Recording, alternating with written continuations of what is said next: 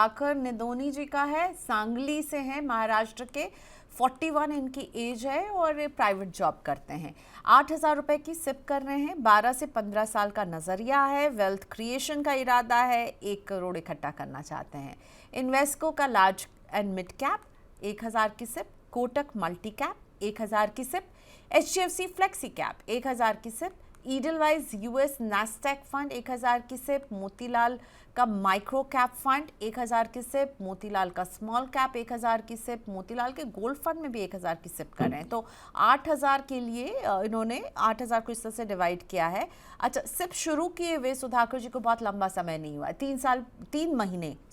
3 महीने पहले इन्होंने इन्वेस्टमेंट शुरू किया है। कैसा लग रहा है आपको सुधाकर का पोर्टफोलियो? थोड़ी देर पहले ही प्रियंका हमने बात की कि एक ही एमसीज के फंड्स नहीं होने चाहिए। यहाँ पे उनके एक ही एमसीज के 3 फंड है, हालांकि डिफरेंट कैटेगरीज है, राइट। एक माइक्रो कैप है, फिर स्मॉल कैप है, हाँ, पर फिर इनका एक फेवरेट है गोल्ड, मोतीलाल ओसवाल। उसका माइक्रो कैप भी मोतीलाल ले लिया, ओसवाल, उसका स्मॉल कैप भी राइट। ले लिया, उसका गोल्ड फंड भी ले लिया, और 1,000। ओह वाह, सुधाकर हमारे साथ फोन लाइन पर हैं। चलिए एक बार उनसे भी बात करते हैं। सुधाकर जी श्योर। नमस्ते, स्वागत है आपका मनी 9 पर। जी मैम, गुड इवनिंग। कैसे हैं आप? जी जॉब पे हूँ मैं। अच्छा, तो अभी बात नहीं कर पाएंगे क्या? मैं वैसे मार्केटिंग का जॉब है तो बाहर ही रहता हूँ, बात कर ओके सकते हैं। Okay okay. तो हम आपका पोर्टफोलियो देख रहे थे।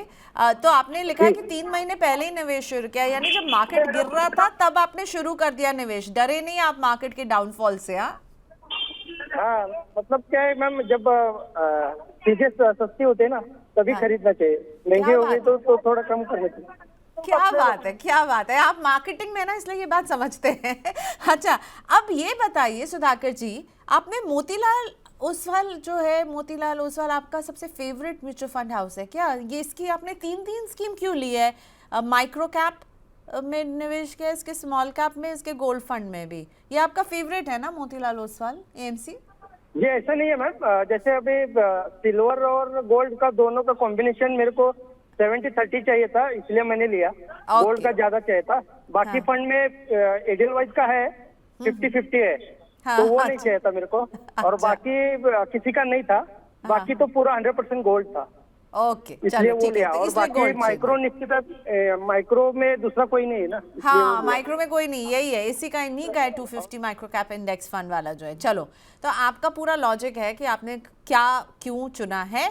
आप 12 से 15 साल तक इन्वेस्टमेंट करोगे। और एक बात तो पता ही नहीं सुधाकर जी, इंक्रीज करते रहोगे ना, स्टेप अप करोगे हर साल ना? सिर्फ बढ़ाएंगे सुधाकर या हाँ, ईयरली 15% मैडम। क्या बात है, चलो बहुत अच्छा। ईयरली 15% का हाइक भी लेंगे। वीरल, आपका व्यू अब बताइए। उन्होंने अपना पूरा बता दिया, सपोर्टिंग बात बता दी कि क्यों उन्होंने मोतीलाल की 3 स्कीम्स रखी हैं। क्योंकि भाई माइक्रो कैप 250 इंडेक्स फंड केवल और केवल मोतीलाल ओसवाल दे रहा है, इसीलिए रखा है।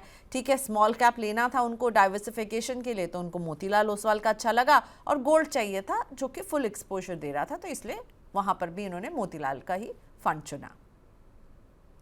उनका आई थिंक जो लॉजिक है वो ज्यादा, वैसे देखने जाए तो काफी प्रैक्टिकल है। हमारा भी कुछ एक प्रैक्टिकल लॉजिकल एक ये होता है रिव्यू करने का।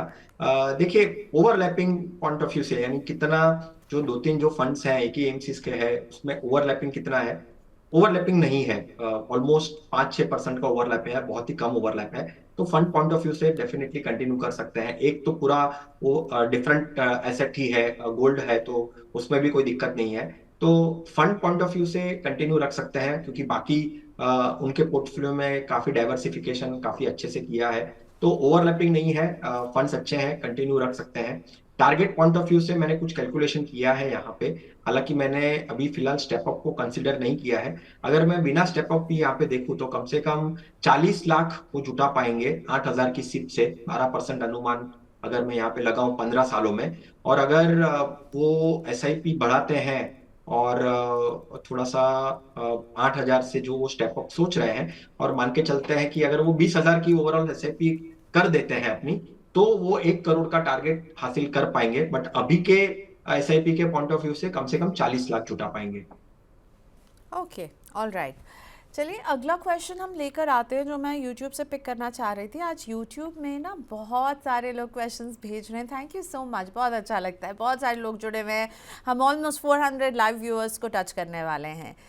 किशन त्रिपाठी जी नमस्ते, आपका सवाल मैं ले रही हूँ। 5000 की सिप कर रहे हैं किशन जी, 20 साल तक करेंगे, 1 करोड़ पर पहुँचना है, ठीक है। 5000 की सिप से 1 करोड़ इन 20 ईयर्स। अभी इनके पास है 2000 रुपये की सिप पराग पारिक के फ्लेक्सी कैप में, 1000 की सिप निपॉन इंडिया के लार्ज कैप में, 1000 की सिप HDFC के बैलेंस एडवांटेज फंड में और 1000 की सिप ICICI प्रूडेंशियल के मल्टी एसेट फंड में।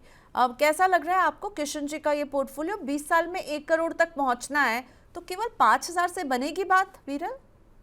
5,000 से तो बनने वाली नहीं है बात, कम से कम उनको डबल करनी पड़ेगी अपनी SIP।